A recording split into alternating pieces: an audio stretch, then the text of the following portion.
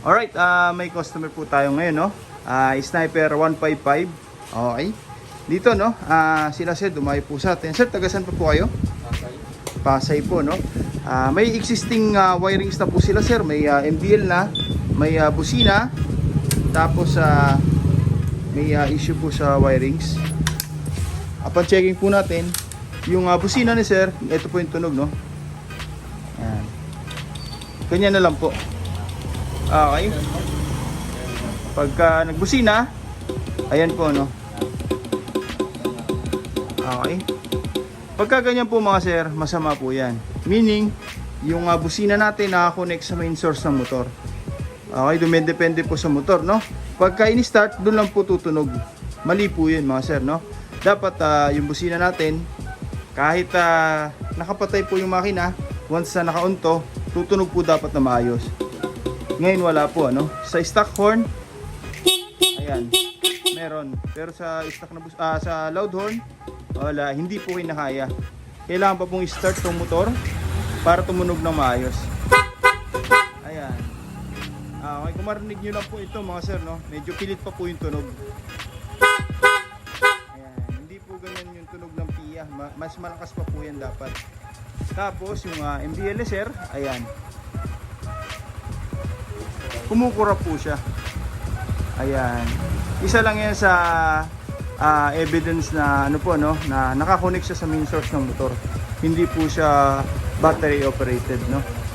Okay, o kaya walang relay. Pag upon checking natin dito, wala nga po talaga. Kumbaga nag-install, tinap sa main source ng motor, tapos switch, and then MDL na agad.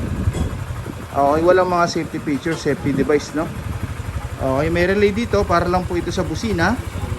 Ayan. Okay, babaguhin po natin yan mga sir. Wash out po lahat to. Tatanggalin. Tapos bagong linya, bagong combo light sa rapid horn. Ayan. Okay.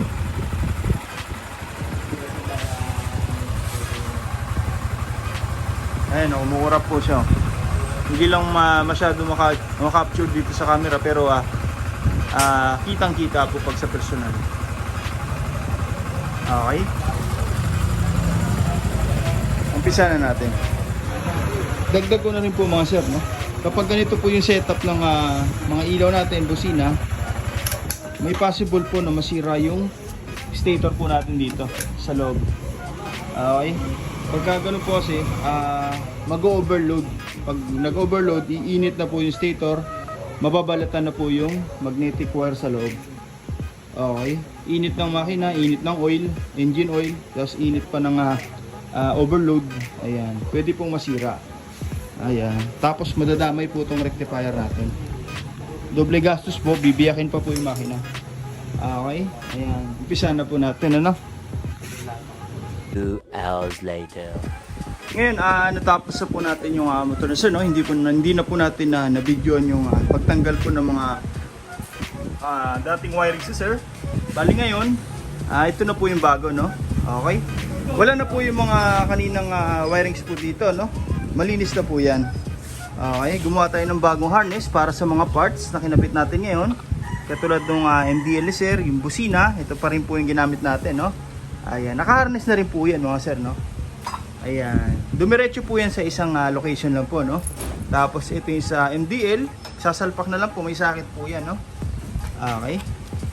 Dito, nag-provide po tayo ng isang harness mula rito sa tri-switch natin, passing switch, sa horn switching, pababa po yan, umikot sa chassis, then papunta na po yan dito sa ating power module. Okay, naglalagay po tayo yan para may control lahat ng mga parts, tulad ng PIA, mini driving, ito po yun, no? Okay.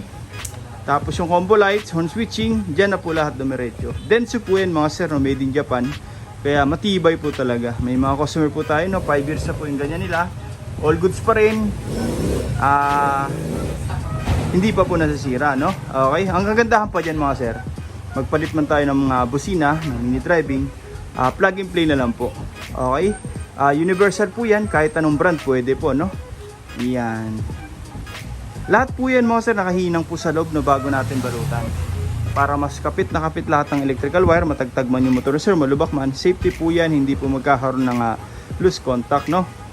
Okay, tsaka maganda pa dyan mga sir, naka-shrinkable tube na rin po, no, sa loob, para mas safety, extra shield na rin kung sakaling tumagal man yung wiring sa atin, yung wiring sir, hindi po basta-basta magkakaroon ng electrical short. Okay, tapos yan, ito na yung finish natin, no? Binabalot natin ng rubberized tape para waterproof, at the same time scratch proof, no? Maabutan man tayo ng ulan sa daan, hindi po basta-basta magkakaroon ng malfunction. Okay, hindi po magkakaroon ng moist, no, sa loob.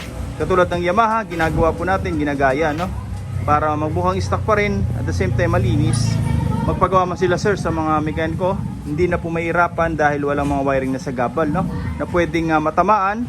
Ayan, pwede po kasing masugatan, no, scratch. Okay, kung sakaling magpagawa tayo, matamaan ng tools. Ayan, dito safety po yan. Okay, mainitan man ang makina, no, hindi po siya basta-basta dudutong. Okay, lahat ng mga ginamit natin dyan, automotive wire na po, no. Ito po yan. Okay, Japan wire, talagang pure copper, hindi po nagpupulbos yan. Okay, talagang pang matagalan, no. Mas makakapal pa sa stock wire ng Yamaha. Okay, ayan. Ngayon, dito itatakpan na lang po natin ang pairings, tapos i-testing natin, no. Okay, yun, no. Tapos kanina na-testa na natin yung MDL, no. Hindi na po kumukurap yung busina ni sir, kahit patay po yung makina, nagbusina tayo. Ayan, malakas na, hindi po kagaya kanina, no, halos pilit lang po yung tunog. Ngayon, kahit nakapatay, naka-on, wala pong kurap yan. Okay, ayan, no. Ito may passing light po tayo nilagay, no, sa one passing. Tapos passing light, ayan. Yung MDL ni sir, at pang-checking natin kanina, all good na rin, hindi na po nanginginig yung ilaw, no. Okay, safety na po yan. Ayan. Ngayon ikakabit na lang natin yung mga pairings, tapos testing na natin. Ayan, okay.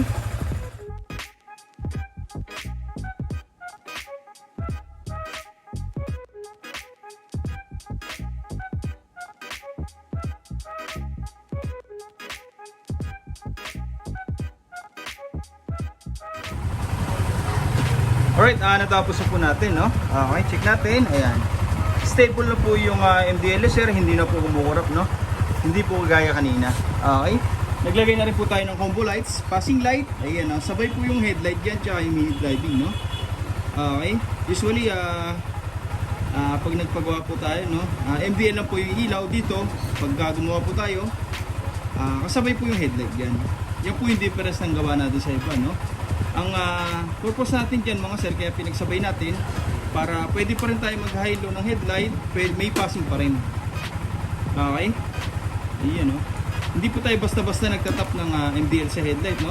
Naka-combo lights po yan. Pag nag-passing, sabay-sabay, pero pwede pa rin tayo mag-high low nang hindi po nagsasabay. Okay? Sa MDL, high and low, hindi naman po nagsasabay yung headlight. Pero pag nag-passing, sabay po yan. For example mga sir, nung nag-on tayo ng MDL, nag-passing, meron pa rin pong iilaw na headlight. Okay, kahit po naka-low, passing, sabay, kahit naka-on, sabay, magpa-passing pa rin po yan. Ayan, no? Okay, sa busina, ganun din po mga sir, no? Okay, yan, check natin. Ito na po yung switch sir, stock horn, tapos yung loud horn, rapid horn. Okay. Pag nag-passing tayo, sasabay po yung headlight dyan mga sir, no? Tsaka yung busina, MDL, sabay-sabay po. Pero pag nag-passing switch lang po tayo, MDL lang tsaka headlight yung ilaw. Okay, high and low ng MDL, high and low ng headlight, hindi po nagsasabay-sabay. Pag nag-passing, sabay-sabay po yan. Okay, kahit nakalow po tayo ng MDL, passing, nag-high tayo ng headlight, nag-passing, meron pa rin po. Busina, stock horn. Okay, ayan, no? Sa mga gusto pong paggawa, no, direct message yun lang po, MJ Works. O kaya punta na lang po kayo dito sa shop, no? First come, first serve po. Maraming salamat po.